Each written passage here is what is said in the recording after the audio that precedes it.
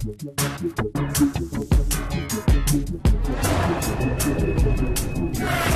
believe in Scotland we've been able to deliver a unique service. To identify suspects is one thing, and then to prove people are guilty of a crime is something completely different. Although you see a lot of dead people, you treat everyone as an individual with respect and with humanity. Forensic scientists, they are silent witnesses and they are the eyes and ears of law enforcement.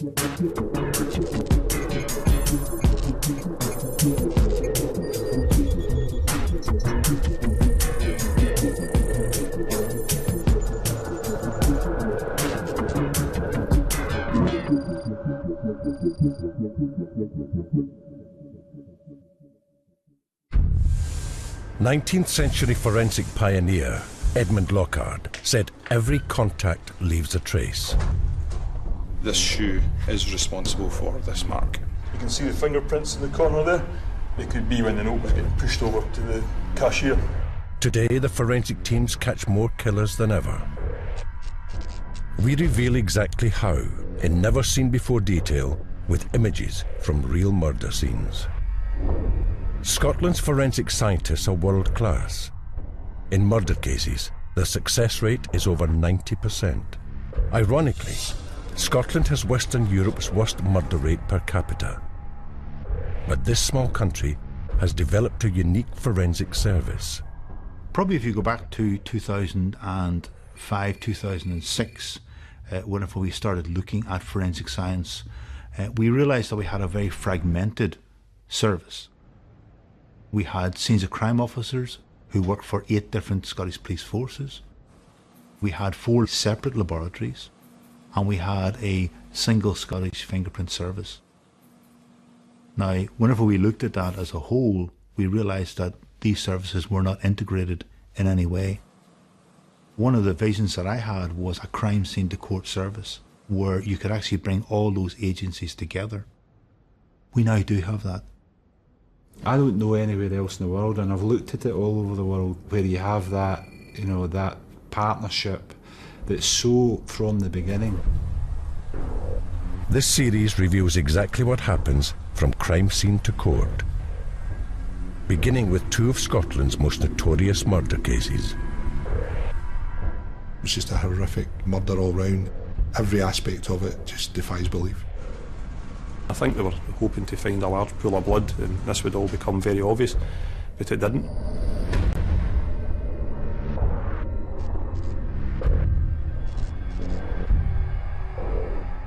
Angelika Kluk, a pretty 23-year-old languages student from Poland, found work and lodgings at St Patrick's Roman Catholic Church in Anderson, Glasgow. She lived adjacent to the church, which should have been a safe haven for a young woman far from home. But one day, with all her belongings left behind, Angelika disappeared. Angelika was last seen on Sunday, 24th of September, within the grounds at the church on William Street. She's left there without her handbag, any money or a jacket. We are very worried about it. It's totally out of character. She's a very responsible person. As concerns grew, police swung into action, searching in and around the church, but they found nothing. 5 days after Angelika disappeared, the senior investigating officer brought in the elite specialist search team. They conducted a methodical search inside the church, discovering a carpet tiny fractions out of line. Hidden below was a small wooden hatch. What initially was a missing person investigation then became a murder investigation with huge public interest throughout the UK. Right away, you're saying to yourself, this is not a standard murder inquiry that we normally deal with. From the word go, it's a category murder, it's a whodunit. A major forensic operation swung into action. Very quickly, as an experienced senior investigating officer, I was thinking about the complexities. Because you don't just think about the evidence, you think about what other things are going to come up from a defence point of view. The body would be identified as Angelika Kluk, but early in the investigation, that was far from obvious. What I could see from above the hatch, it was quite clear there was a body there, appeared to be female. A person was underneath there with a tarpaulin over the top of them, like a bag of rubbish. Total disrespect for human life. You could see plastic covering over the body, and you could see her hands, which had been bound by a cable tie. But been mindful of removing that without disturbing it or disturbing evidence. We needed the best. So we called in a team. The key person was Carol Weston. I felt very strongly from the beginning that Angelika's body had to be sampled in situ and that she shouldn't be moved to the mortuary prior to any evidence being recovered. So I wanted to actually go under the floorboards down beside the body so I could get the maximum amount of forensic evidence. On the advice of the forensic science team, I decided to leave the remains in the deposition site. Now for me, that was a big decision, but it was a correct decision. The advice I got was that if we moved Angelika Kluk, we could have, and I would say we probably would have, lost important forensic evidence. Not only was the hatch very small, but it was actually bisected by a beam, which was a supporting beam to the floor. The body was directly under this beam, so a lot of discussion took place about can we cut the beam, can we cut the floorboards, and for various reasons we couldn't do that, so the approach was I was going to have to squeeze down the small opening and actually get down beside the body to do the examination.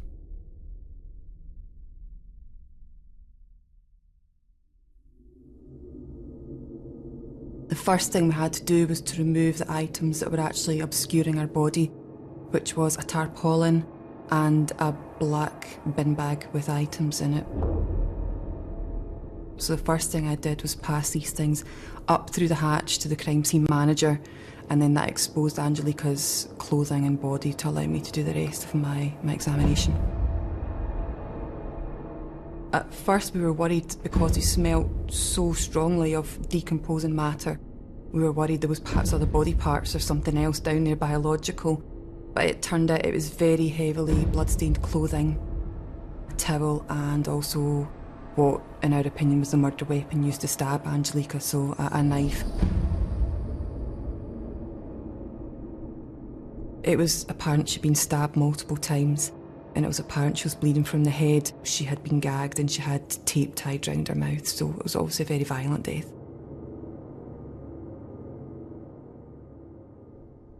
Standard forensic practices weren't enough to gather evidence, because what was rare and exceptionally challenging in this murder was the body had been hidden under floorboards in a cold, dark, cramped space, making collecting samples extremely difficult. But there was no other choice. She was clothed, however, her clothing was in disarray. Her fly to her trouser was open, and her upper clothing had all been pushed upwards above her breasts, exposing her abdomen and partially exposing her breasts, and there was obvious damage to her top in that she'd been stabbed through her clothing. Eventually we did take all her clothing off in situ. The reason for that was to preserve anything that was on the clothing. Once Angelika had been stripped, then we could look at actually moving the body. I thought the whole examination would perhaps take about an hour, and I was really shocked when I came out from under the floorboards and realised just how long I'd actually been there. 3.5 hours. The earth beneath Angelika had to be laid out in grids, removed and sieved in case there was something significant buried in the soil. Key exhibits were logged. The work of our scientists in biology, chemistry, mark enhancement and scene examination was really brought to the fore throughout this whole investigation. Once we were satisfied that the scientists had retrieved all forensic evidence, arrangements were made to remove the human remains from the deposition site. At that point, the pathologist came and took intimate samples to recover any body fluids, which would prove any sexual activity. I witnessed the swabs being taken and then left because I knew that this was just really the beginning of what was going to be a massive operation. At the end, when you're putting a body in a body bag, that sometimes is the point where it actually hits you. You've finished your examination. You stop thinking so much just as a scientist. And I think that's maybe when it starts to become a bit real. You're always very aware that you're dealing with somebody's daughter, somebody's sister, somebody's brother, whatever. It's never just a piece of evidence, it's always a person. Meantime, the police investigation continued under the intense glare of the world's media and the worried public. Suspects had to be identified and eliminated. We had to look at people that were close to her, people that were in the area. To look at all that, we had to eliminate people. There were various interesting, shall we say, witnesses that appeared that had been at the scene, had been involved with the church, who knew Angelica. So there was very salacious media reporting on that. And I was aware, early days, that there would be.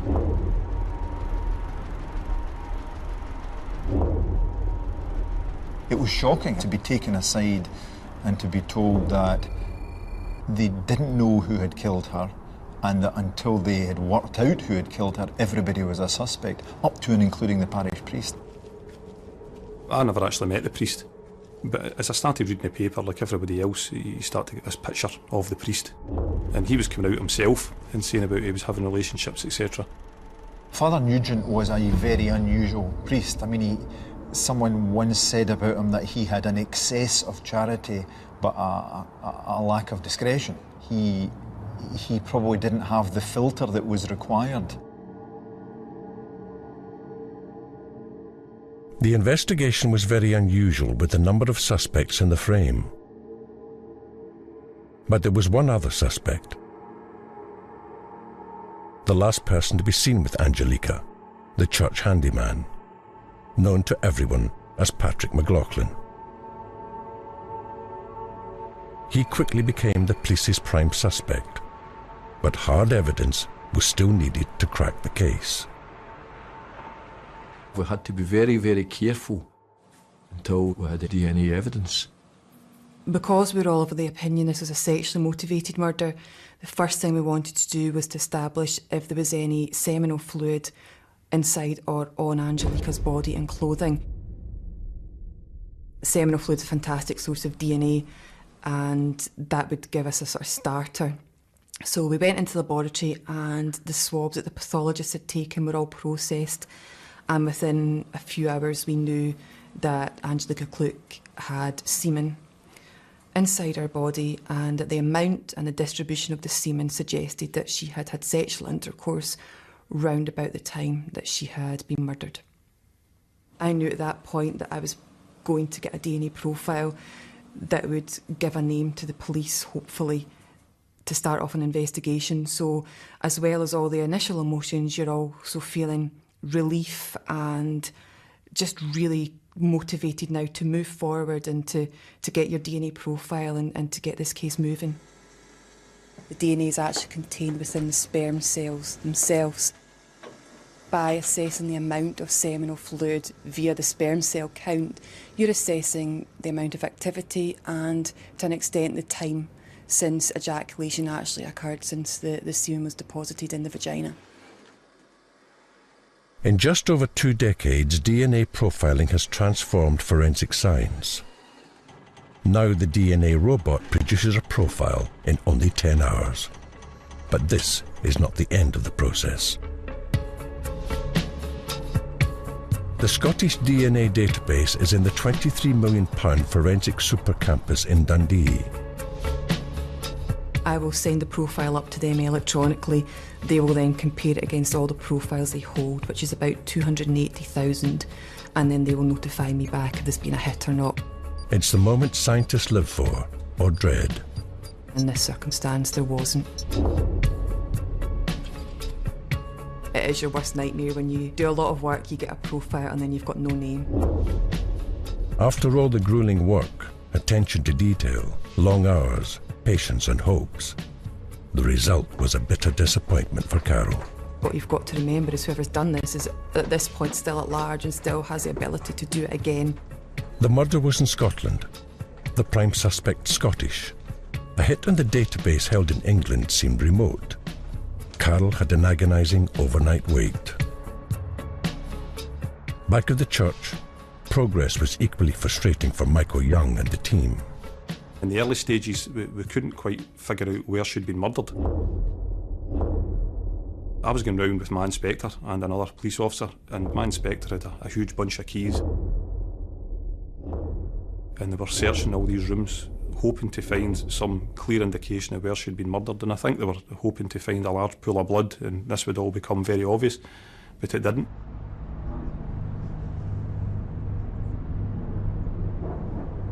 One room was particularly important. Only a few short days before, church handyman Patrick McLaughlin lived there. He disappeared, leaving tools and materials that proved to be incriminating. He had good reason to run, but before he did, he showed how cold and calculating he was. And he spoke to the police officer, and then very quickly he realised the heat's on here, he could get found out, and he left. As the coward that he is, he left. 3 days after Angelica's body was found, progress was being made. But Carol still needed that crucial match to the DNA profile. It didn't take long to get a response from the English database. Within about half an hour, we got a name back, and the name was Peter Tobin.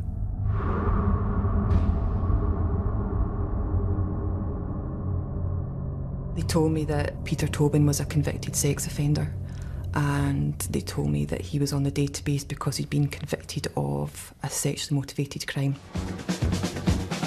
This is Peter Tobin. Hampshire police wish to talk to him after 2 schoolgirls were sexually assaulted and imprisoned in a flat in Havant. In 1993, Tobin drugged and raped 2 13-year-old girls in Hampshire. He abandoned the flat, leaving the gas on and the terrified girls inside. In 1994, he was sentenced to 14 years at Winchester Crown Court and served 9. After his release, he returned to Scotland. In 2005, after attacking a 24-year-old woman with a knife in his Paisley flat, he fled. His next known victim was at St. Patrick's Church. That left the only place to be thoroughly investigated: the garage. We went into the garage because that was the last place she'd been seen alive, and we wanted to establish had she been assaulted or murdered within the garage.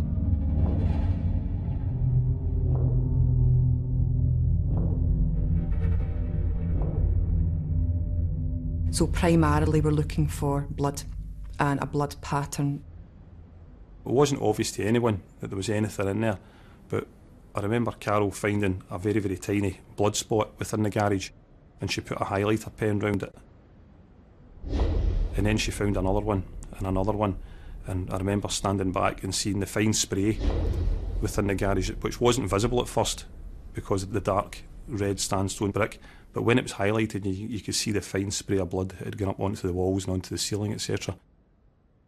What we're looking for is small blood spots that would tell us that someone had been struck or stabbed or assaulted within the vicinity of the garage, and ultimately that's what we found.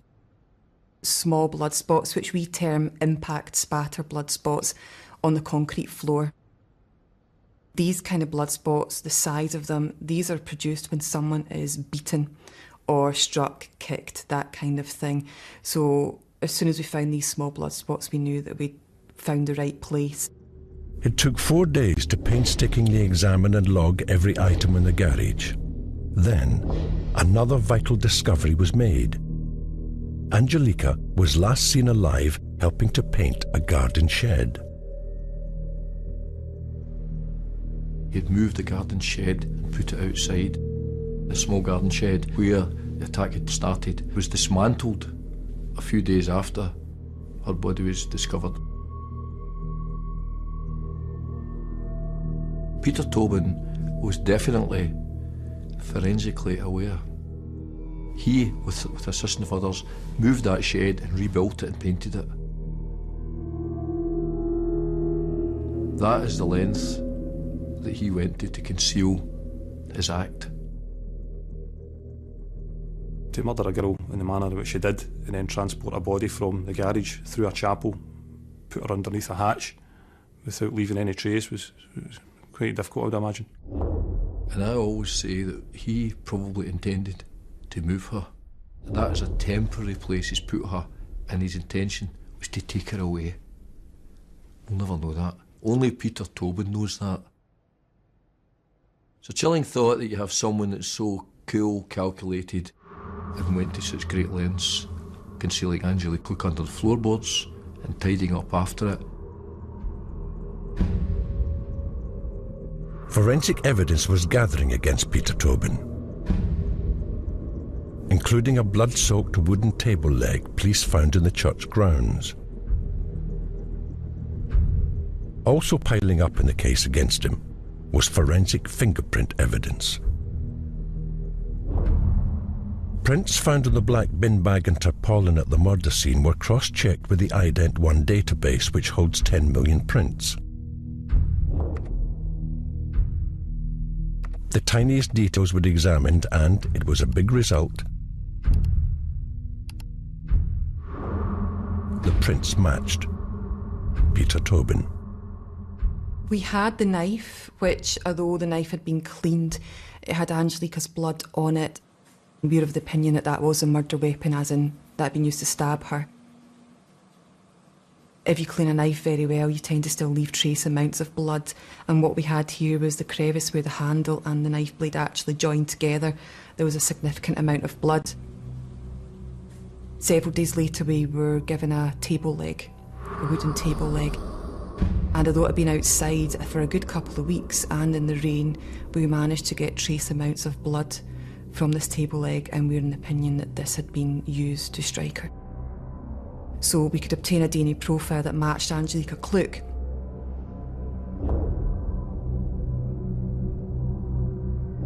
While evidence stacked up against Tobin, a nationwide manhunt was launched to track him down. Then a lucky breakthrough. He had checked into a London hospital, again under a false name. But an alert nurse recognised his picture and contacted the police. Within days of Angelica's body being found, Tobin was arrested. Then, even more damning forensic evidence surfaced. He had on a t-shirt, a white t-shirt, which was stained on the lower front, and that staining proved to be a mixture of Peter Tobin's semen and cellular material matching Angelica Klook. Tobin was taken back to Scotland to stand trial for the horrific rape and murder of Angelica Klook.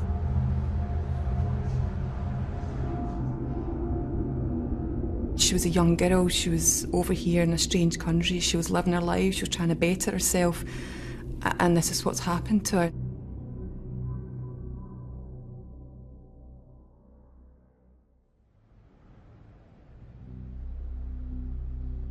In the same week Peter Tobin was arrested for the murder of Angelica Klook, another high-profile murder trial had just begun. When a random heartless murder shocked Glasgow, it was a killing that desperately needed to be solved because of a potentially explosive racial dimension to the crime. 15-year-old Chris Donald was kidnapped in broad daylight, tortured and murdered. The Clyde Walkway, used by cyclists and joggers, was where his body was found.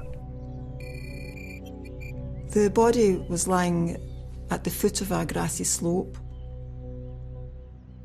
He was partially clothed and had extensive burn injuries.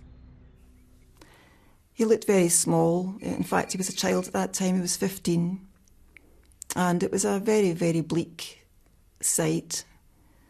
Everyone was very quiet and respectful. Pauline and forensic chemist Ruth Ramage were both called out on that day in 2004. And the deceased is lying over there, I think. Yeah. And on the edge of the logs, there was some, looked like spots of blood. But I think when you and the other biologists came up and looked at that area. Yeah, there was more to be seen than amongst the logs. We're just approaching the logs now. Yes. So on and in amongst all these logs, there was blood staining, drop spots of blood, and a larger pool of blood just on the dirt track. The pathologist said 15-year-old Chris Donald was stabbed 13 times in unusual circumstances.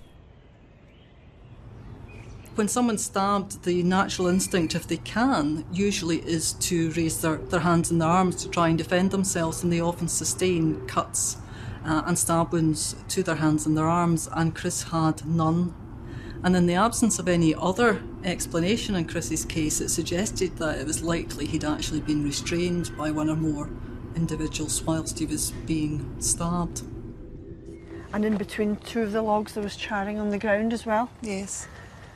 And even when the burnt fabric on the logs and around the logs, there was a smell of petrol as well. Yes, that was the assault site. And then with the charred pieces of fabric that had led onto the grass from here and down towards where he was found. Yeah. His tracksuit trousers had totally been consumed in the fire, apart from the waistband. So that tied in with the pieces of fabric lying around the area. When accelerants are used, you can be set alight when you're alive and not inhale any soot or carbon monoxide. And the circumstances suggested that he was probably set alight whilst he was still alive. What we're ultimately trying to do is give answers. Now, that can be answers for the public and the justice system, but it can also be answers for the family themselves and those that are left behind. Tyre marks at the murder scene could have come from a vehicle that was involved in the crime. Ruth took tyre casts with the faint hope a vehicle would eventually be found with matching treads. After that, Pauline struggled to take skin samples, trying to find DNA from the killer. But the skin was very badly charred and no skin cells were usable. Nothing was going well in this investigation. But police had a witness. When Chris was attacked and kidnapped by 5 Asian men, his friend Jamie Wallace was with him. He said, I'm only 15. And they said, do you know what pain is? You're next. They were saying about me, I was next. And then after that, I seen him getting dragged into the car, head first, and the 2 doors slamming, and they sat on him, and they started punching into him. The prime suspect was a thug, notorious and feared in his own community. He appeared to be quite a significant individual within the Pollock-Shields area, very into saving face. His reputation appeared to be very precious to him, and we believe there was an incident the night before the abduction where he was in the city centre of Glasgow where he certainly lost some face. Some local boys from the Pollock-Shields area would appear to have made fun of him, ridiculed him in some way. He was unable to do anything about it at that time, and he would appear to have been incandescent with rage about this and sought to take some sort of action to reassert himself. Chris was kidnapped in broad daylight and forced to endure what must have been a nightmarish journey.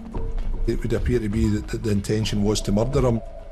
Have they been going to be taking him somewhere to do that? I mean, this young boy, he wouldn't know what's happening to him.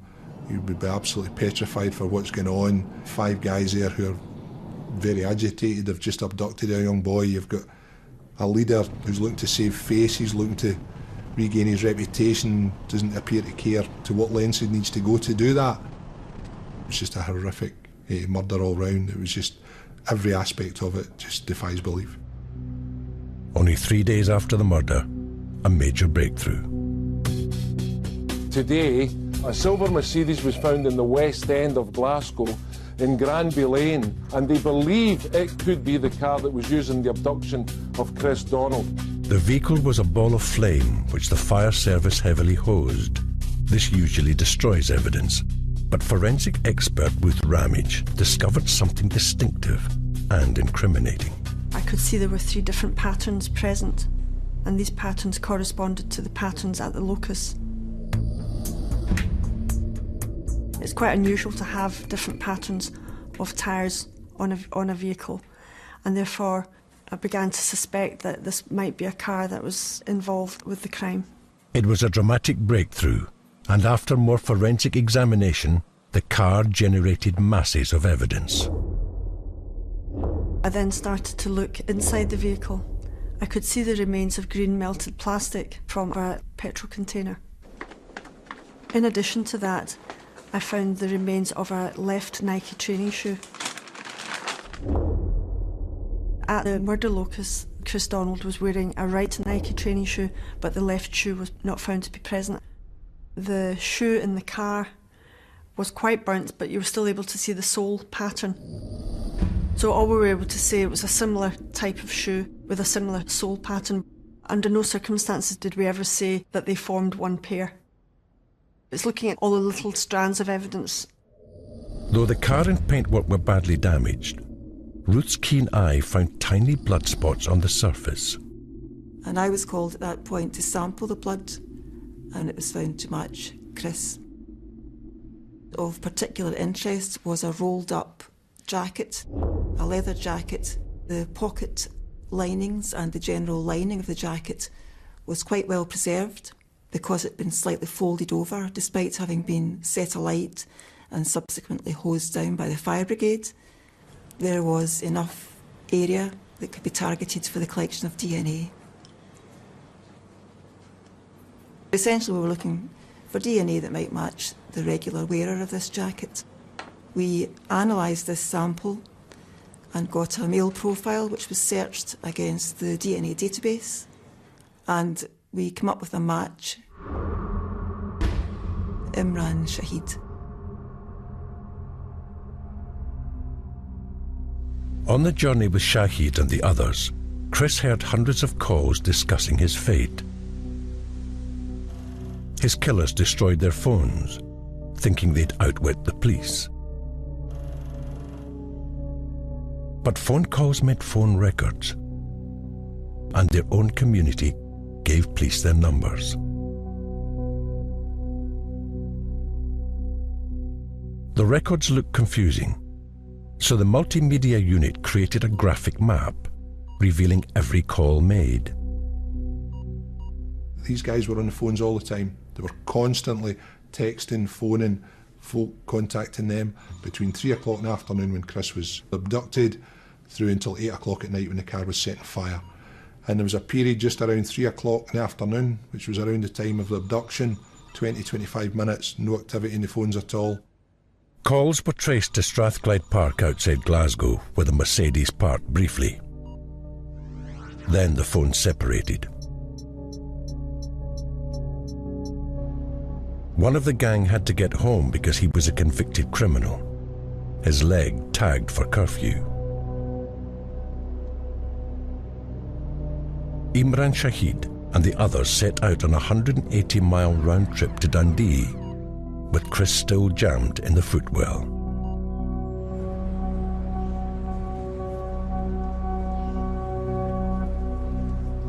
It's not known why they took this journey, and they returned to Glasgow under the cover of darkness. And there was another period of time after 7 o'clock at night, another 20-25 minutes, no activity at all on the phones. Now, the assessment is, and I believe it to be true, that's the time the murder took place. 5 Asian men were being hunted for the kidnapping and brutal murder of a white boy.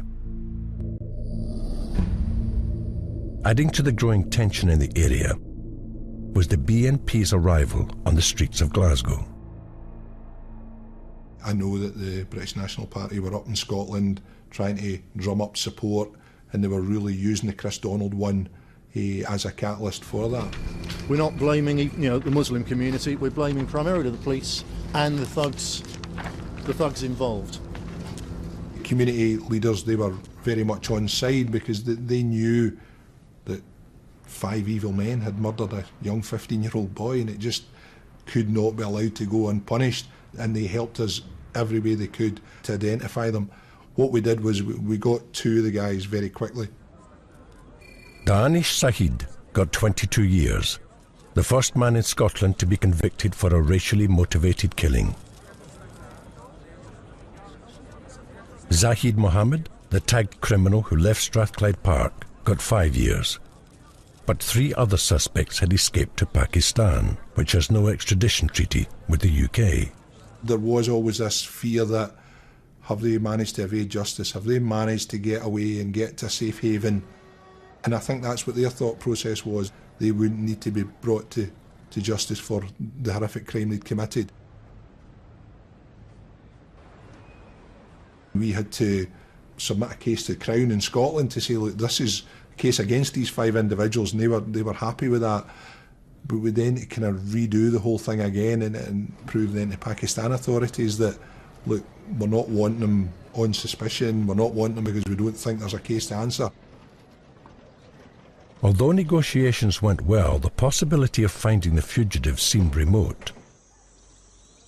An agonizing 16 months later, they were finally captured in a village in rural Pakistan.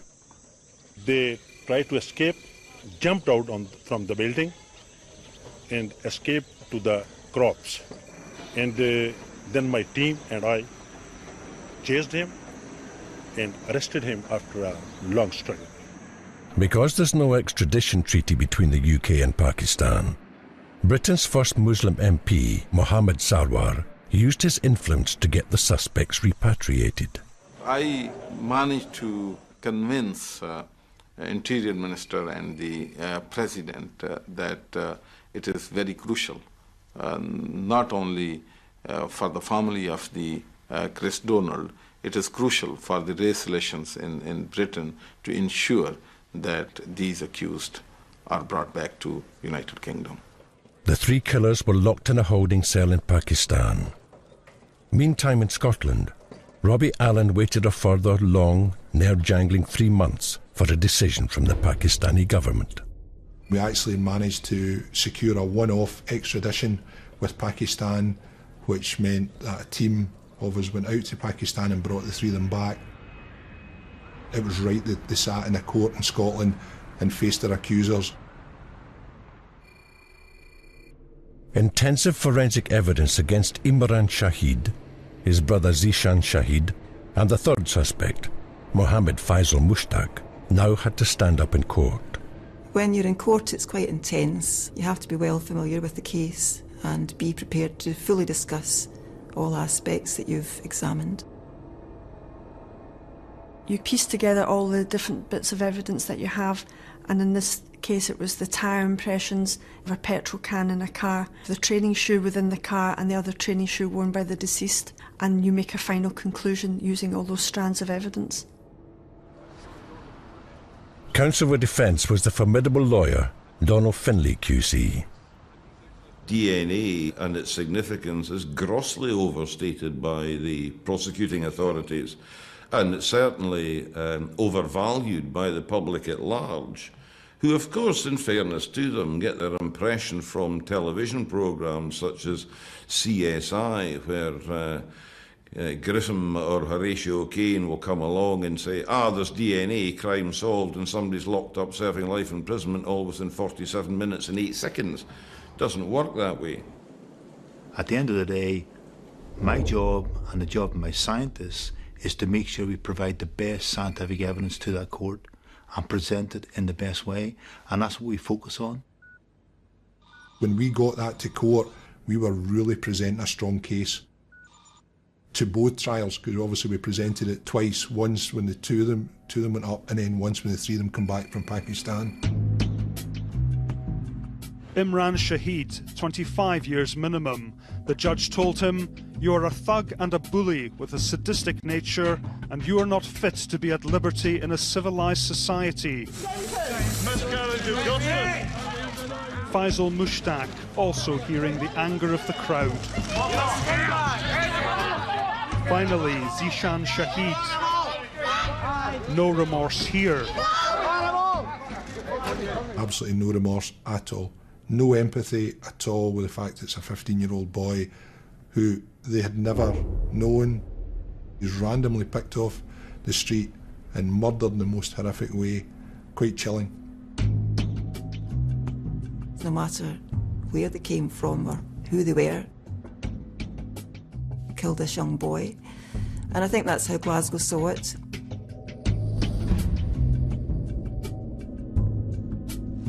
Justice at last for Chris's family, a mother and sister who've waited 2.5 years to see his killers jailed for life. Justice has been done. Thank you. It is over.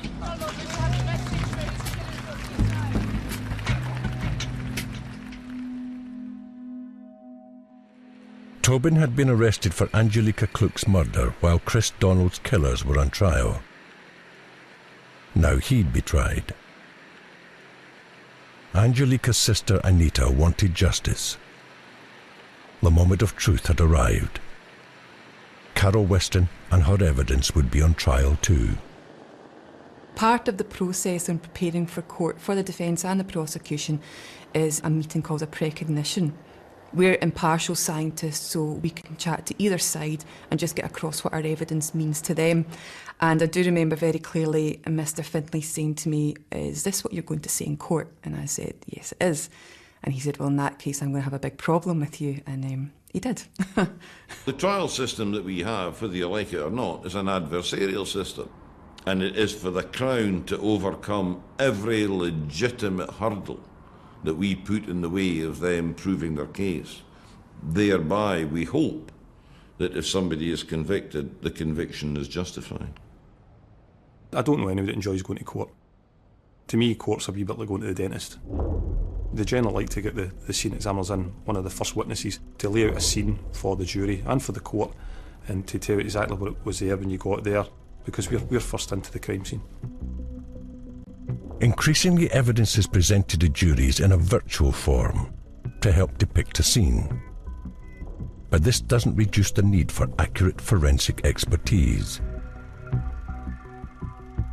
Sometimes they'll attack your opinion very strongly, and it can be very hard, but if you know you're right, you know your science is right, you stand there and you defend it, and if that takes 2.5 days, that's what you do. But it's not only lawyers that can be intimidating.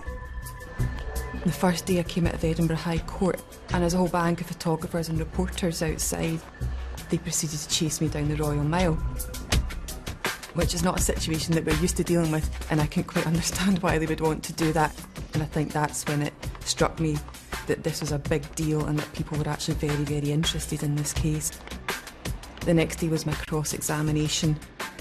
It's someone who's questioning your ability, questioning your integrity, questioning your professionalism, questioning your job, and to be honest, trying to find the flaw in your work. And it's very, very hard. So you only work for the police, is that right? Donald Findlay QC is renowned as one of Britain's finest, toughest defence lawyers. He knows exactly how to ask searching questions and grill witnesses. It's a lot of pressure. And the second day I did go home, and as soon as I opened the front door, that was me in tears. And then you've got to pick yourself back up and go and do it again. It's not personal, it's strictly business. So you compromise the evidence? If somebody comes to give evidence, if they are particularly a professional witness, then they must expect that their evidence will be tested. And if it is right, it will pass that test. I don't set out to upset anybody, but I will scrutinise what they say and will scrutinise it in some cases in great depth. But it's not designed to distress anybody. It's the evidence that's being tested. It's not the witness. What's a human cytometer? Why don't you know? To be called biased and to be called a liar it's very, very hard to take, but it's a court setting and you should be able to rebut that quite successfully. My part in the law is to say to the Crown, if you're going to prove guilt, you've got to prove it beyond a reasonable doubt, and we'll do our best to make sure that you do. I can live with that, whatever the outcome. Sentencing Tobin to life imprisonment, Lord Mingus said, "In the course of my time in the law, I have seen many bad men and I have heard evidence about many terrible crimes that have been committed. But I have heard no case more tragic and terrible than this one." The Angelica Kluck murder investigation, big result for forensic science and DNA, and bigger result with the fact that we put this individual, who we then found out was a serial killer, behind bars. Every murder leaves a lasting legacy, especially one as brutal and cold-blooded as this. This is me back at St Patrick's, back at the church for pretty much the first time since Angelica's body was found and since I carried out my crime scene work. Wasn't looking forward to coming back, and it's actually quite emotional. It's a lot harder than I thought it would be. It's very unusual for a scientist to revisit a scene. It's quite harrowing coming back now, knowing the full facts, knowing exactly what happened to Angelica, knowing that she suffered a brutal death, and knowing what she must have gone through. Slight bit of closure maybe as well, now coming back, knowing that the forensic work that we did has actually meant that Peter Tobin's been caught for this, and that he's not going to be able to do anything like this again. So mixed emotions, really. There were calls for the church to be either permanently closed and to have its use turned into something else, or to be demolished. Many sensible people felt that the crime was so horrific and of such magnitude that the only fitting response would be to literally send in bulldozers and destroy this building. This church was kept closed for the best part of a year after the Angelica Kluck case because it was just too raw for people to come back here knowing exactly what had happened. The Archbishop was always adamant that, as far as he was concerned, this parish would reopen. The church would be preserved. I think probably the focus was going to be on the parish being reopened rather than the church. The awfulness of her having been attacked and killed and buried here is almost impossible to imagine. So no amount of rational reflection takes that pain away. But the fact remains that probably if he hadn't been caught here, he would have killed again.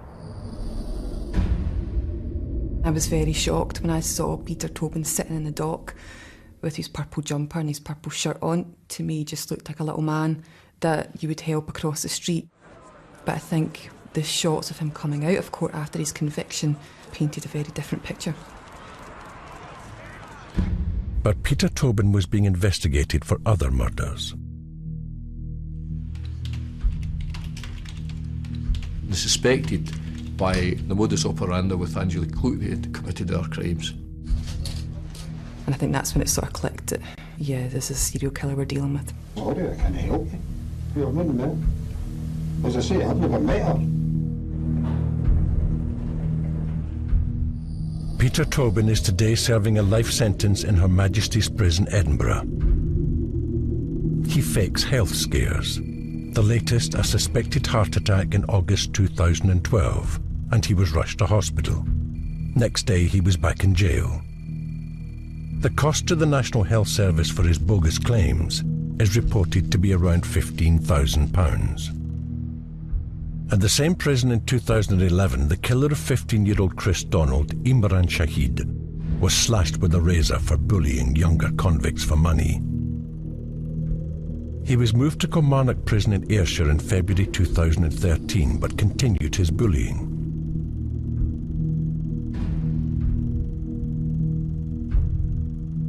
"15 fellow inmates beat him up with weightlifting bars in the prison gym in retribution.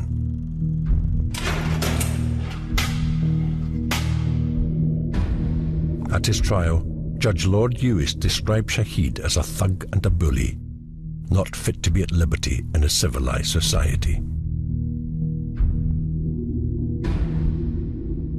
Shahid entered the Koestler Awards.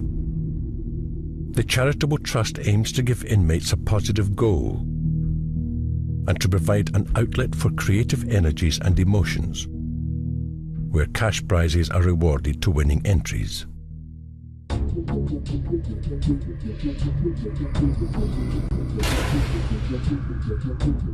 Shahid wrote, "When I come knocking, no debt goes amiss. Your crime is living, your punishment death. I am the hater of man, the bringer of death. Hell itself trembles, 50 levels of wrath."